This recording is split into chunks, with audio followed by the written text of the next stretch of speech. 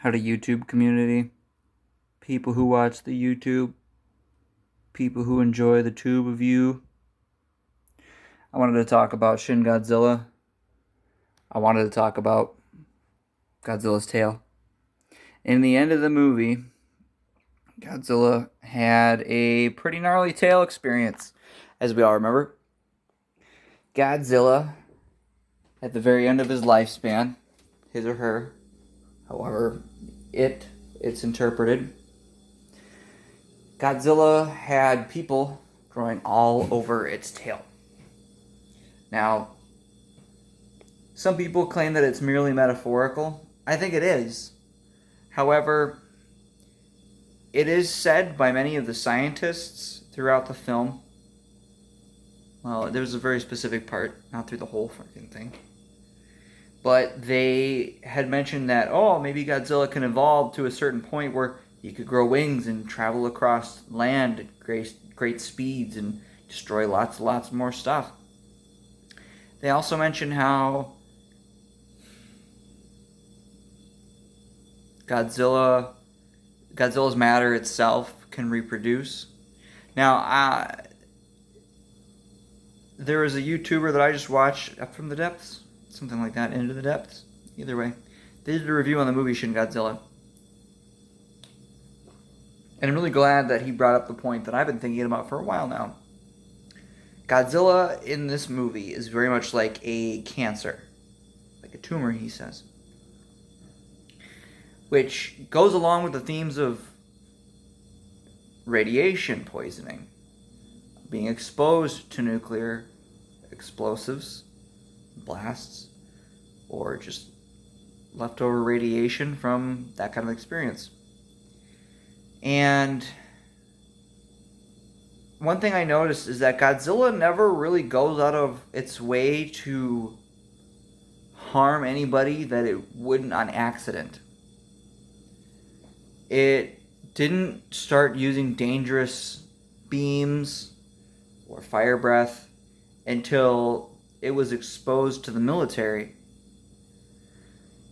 Godzilla, even in that part where it opens its mouth, it made me kind of laugh in the beginning because there was this operatic thing as if Godzilla was singing, and kind of, yeah, if you were a complete nuclear reactor, but your only response to being attacked, what else could you do?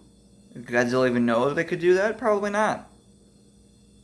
Getting back to the tail, I had posted on the comments of this guy's video that my thoughts and theory was that besides the tail being a metaphor, it's kind of a metaphor for Godzilla's last attempt to communicate with us. All the attacks and whatnot with the beams and the radioactive munitions of Godzilla's capability was very much like a response. How do I respond to humans?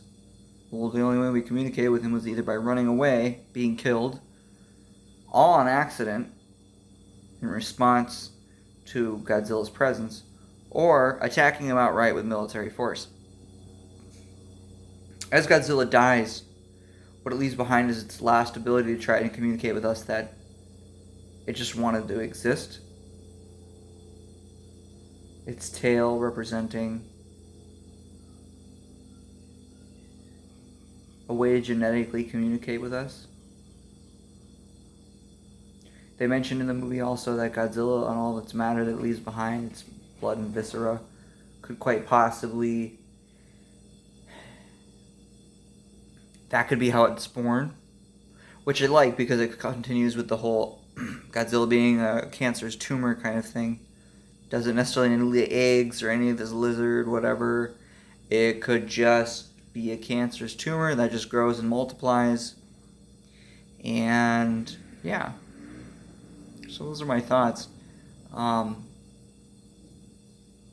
It's very cryptic, the end, how quiet and somber it is that nobody else seems to notice. Everybody is so focused on what Godzilla is doing through the whole movie, what's going on. And then at the very end, in the quiet, after the chaos, you just see these humanoids coming out of Godzilla's tail, reaching to the top. And you don't see this through the entirety of the rest of the movie.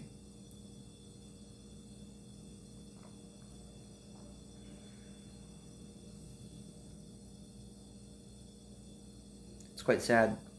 This monster only wanted to live.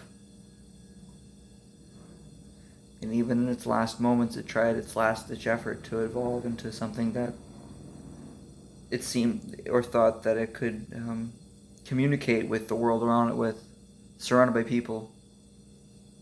So it births little tiny human Godzilla things, but it had died in the process of this last-ditch attempt to communicate.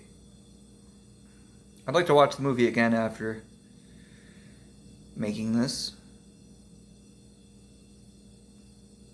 But I don't know where it is. I think my grandma has it.